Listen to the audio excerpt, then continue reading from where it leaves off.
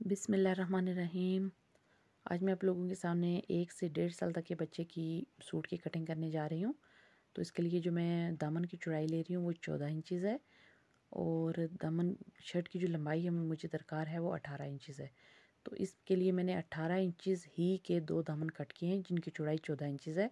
तो अभी मैं आर्म होल की कटिंग करने जा रही हूँ। तीरा मेरे पास है पैमाइश 9 और हाफ इंच मतलब 9.5 इंच और आर्म होल की कटिंग मेरे पास है 5 इंच। तो मैं 5 इंच ही मार्क करूँगी यहाँ पे।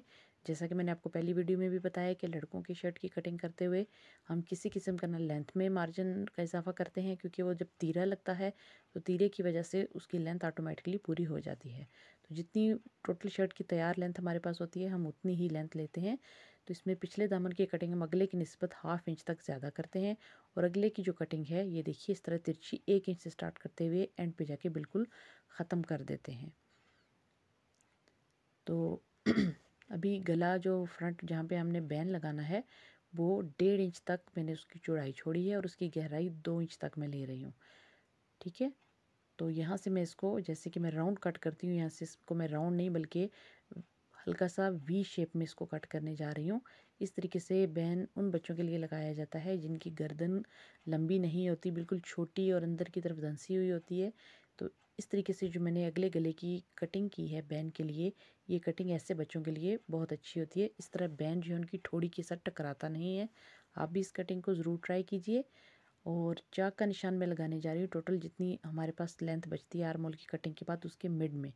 ठीक है, मतलब अगर 14 बची है तो आपने नीचे फोल्डिंग का मार्जिन छोड़ते हुए अगर 1.5 इंच वो छोड़ दें तो पीछे जो 12.5 बचेगी 12.5 के हाफ में आपने चाक का निशान लगाना है लड़कों की शर्ट के लिए। अभी तीरे की कटिंग करेंगे। तो तीरे की कटिंग में हमारा अगर अभी हमने शोल्डर की कटिंग की है कमीज़ की, तो वहाँ पे हमारे जो शोल्डर थे वो 9.5 इंचज़ थे। तो तीरे की कटिंग के लिए हम 10 इंच कपड़ा जो है वो लेंथ में लेंगे और उस पे तीरे की कटिंग करेंगे। फोल्डिंग में जब हो जाएगा तो 5 इंच रह जाएगा। यहाँ से इसकी चौड़ाई हम रखेंगे, टोटल इस कपड़े की टोटल जो चौड़ाई है वो इस टाइम 4 एंड हाफ इंच है। मतलब 4.2 से लेके 4.5 के दरमियान में आप ले सकते हैं बच्चों के लिए। स्टार्टिंग से मैंने इसको रखा है 3 इंचज़ पे। ठीक है, और इसको तिरछा कट कर दिया है। अभी यहाँ से इसकी कटिंग करेंगे। यहाँ से इसकी कटिंग 1.5 इंच पे होगी, 1.5 इंच डीप होगी सिर्फ। ठीक है, वो भी सिलाई का मार्जिन जब हम छोड़ेंगे तो तकरीबन वो 1 इंच तक ही कटेगा, क्योंकि ये सिल चुकने के बाद जब ये कमीज़ के साथ अटैच होगा हमारा तीरा तो ऑटोमेटिकली वो खुल जाएगा।